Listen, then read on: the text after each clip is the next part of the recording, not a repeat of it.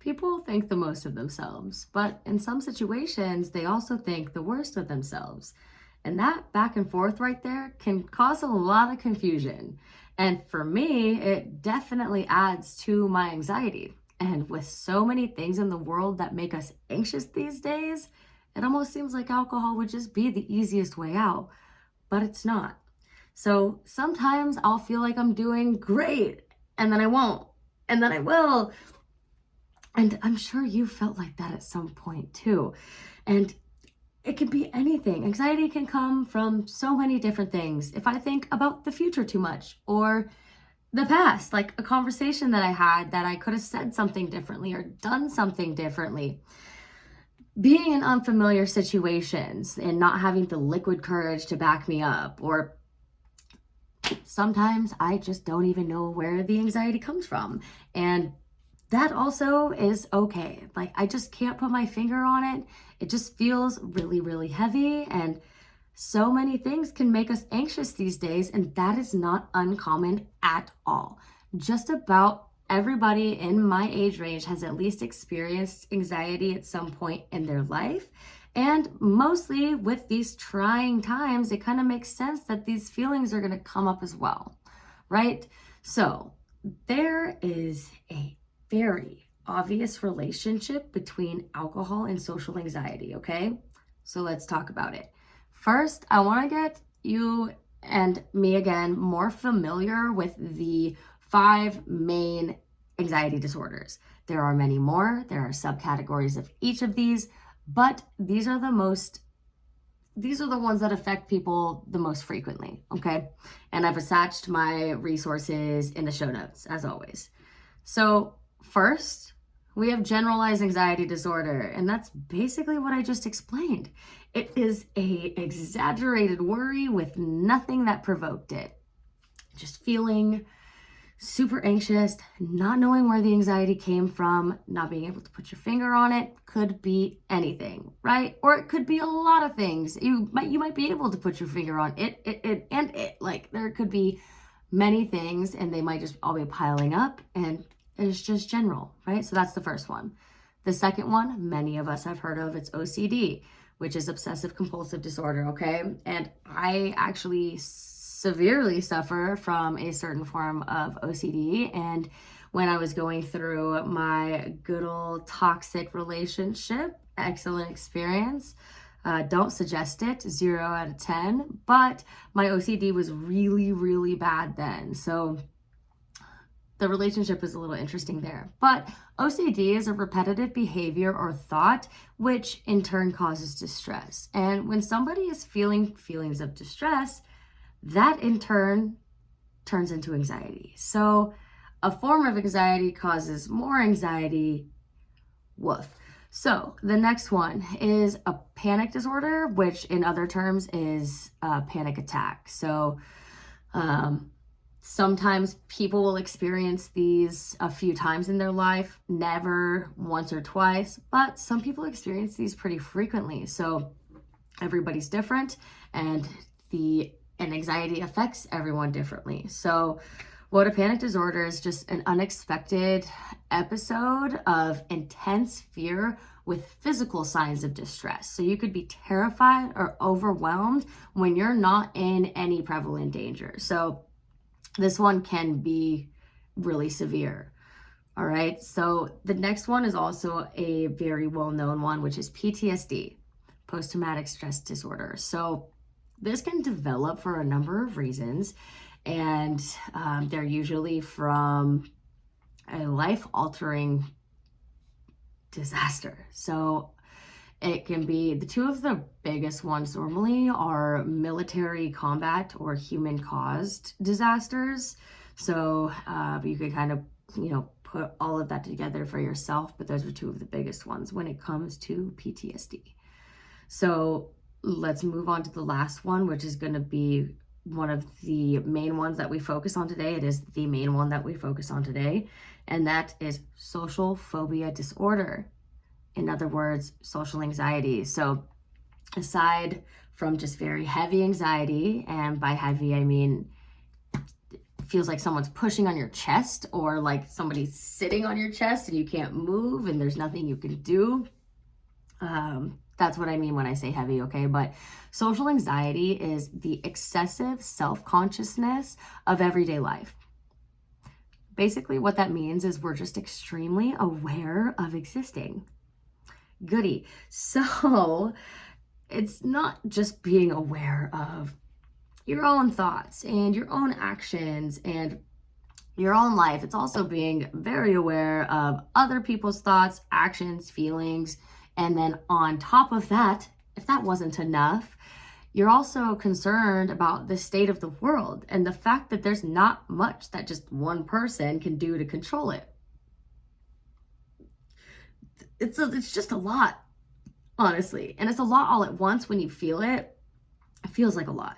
And it makes it hard to breathe, which is never fun. Like, it literally feels like you ran a mile and you're out of breath. That's what social anxiety feels like, at least to me. So social anxiety can come from plenty of different situations, right? And some people can feel it when they're around other people other than themselves, period, right? If you have severe social anxiety, you really aren't trying to leave the house. So again, these can be very, very serious, and it ranges from really bad to not so serious. So again, these are just the 5 types, and again, almost 25% of people 25% of adults report having anxiety in 2022. Even worse, when COVID was at its peak, almost 40% of people reported having anxiety. That's almost half of the nation, or half of the public. That's literally insane that everybody was freaking out at the same time. What kind of energy is that? We were all there, but it's a lot. So if you can see where I'm going here, what is the main reason that drives people to drink in the first place? Maybe in the beginning it was peer pressure, yes. But as adults, you guessed it, anxiety. So I feel like after COVID, everyone kind of has a newfound social anxiety, right? And lack of social interaction for an extended period of time would result in that. That makes sense. So I definitely, for me, I definitely don't communicate with the same confidence that I used to before COVID. It's coming back slowly but surely, but I know for a fact that my socializing skills were diminished by COVID. So obviously alcohol plays in even more than it was just fun at the time, or it played in. So either way, after some obvious observations over the course of my life so far, and not just mine, but others as well, social anxiety and alcohol do go hand in hand. So obviously, alcohol loosens us up, but some people cannot socialize without alcohol. And that turns into alcoholism. So let's talk numbers. And we have to take into huge consideration the amount of people that go untreated for potentially their entire life. That's me so far. So anyways, statistics showed that nearly a quarter of the population have anxiety, okay? And an article from Very Well Mind said that if you have social anxiety disorder, there is a 20% chance that you also suffer from alcoholism as well. These numbers, to me, blew my mind because, yes, we are in the comfort of our own homes. And COVID sort of made us that way. But now that COVID's releasing and everything's going back to normal, alcohol is everywhere. All the time, at every event that we go to, right? And there are things that are in place to help people prevent themselves from having to have social interactions, the grocery shopping, people grocery shop for you, or the people that run errands for you. There are a lot of things in place still, even though COVID is not as prevalent. that is making it easier for people to not have to have social interactions that don't want to. So, and again, on top of that, all the weddings, birthdays, concerts, events, vacations, traveling, all of that is back in full throttle, and people are making up for lost time, right? And like, yes, obviously we're having so much fun, but with alcohol being the center of attention, it definitely needs to be more discussed. And that right there just shows that everybody needs a little bit of help in social settings. Like, even though not all people suffer from anxiety, it seems to be that a lot of people need liquid courage when around others. So that's all I'm saying. But again, not everybody suffers from anxiety, but it is a lot of us. So for that reason, the first link that I have provided is some resources for coping mechanisms in regards to anxiety. And when I was going through the article, it actually was super helpful because it breaks down the different types of like anxiety that you're feeling, and then the different ways to cope with those different types of anxiety. So that is a really awesome resource if you wanted to check that out. So I'm pretty sure that I have said anxiety more times in this episode than I have in my entire life altogether, but it's not only an extremely serious topic, it is a very common topic, and regular people experience anxiety every day. It shouldn't be something weird that we talk about. Like, we should be able to talk about anxiety clearly, openly, and I should be able to say, whoa, I'm super anxious, and that shouldn't make anybody feel weird. Like, I should just be able to exist in my anxious state and help myself get out of it. But again, there are resources to help us cope in other ways other than alcohol, right? And breathing techniques is one of them, but it doesn't work every single time. At least for me, it doesn't. So I do have something that works for me almost every single time, and I cannot believe that I left this one out for so long. So tips, tricks, and what the fuck is this? Number 17 is music, as general as that could possibly be. So put on your favorite playlist, grab your instrument, write a song, whatever your musical outlet is, do it. If you're feeling anxious, overwhelmed, worried, doubtful, music. If you're feeling like you're thirsty and you're trying to cut down on your drinking when you're just anxious and you don't want to resort to that, music. Just try it. Like, I even have a trick to further this tip.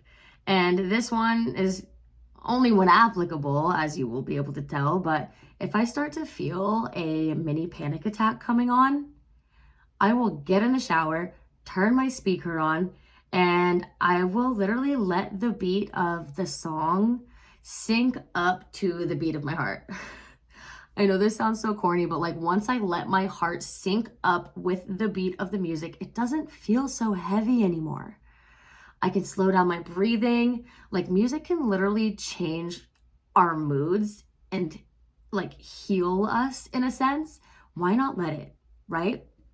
Once I can let my heart sync up with the beat of the music, I can calm my anxiety down just by doing that. I don't know if it's the running water that helps or the soothingness of the fact that I'm in the shower, knowing that it's just cleansing my energy. I don't know if it's all of those things put together, but I do know that music is something that can help you, and you should let it. So tips, like, if you're freaking out about literally just existing, put on your favorite album and let me know how you feel afterwards. Okay? Tips, tricks, and what the fuck is this? Number 17 is let music heal your mood. All right?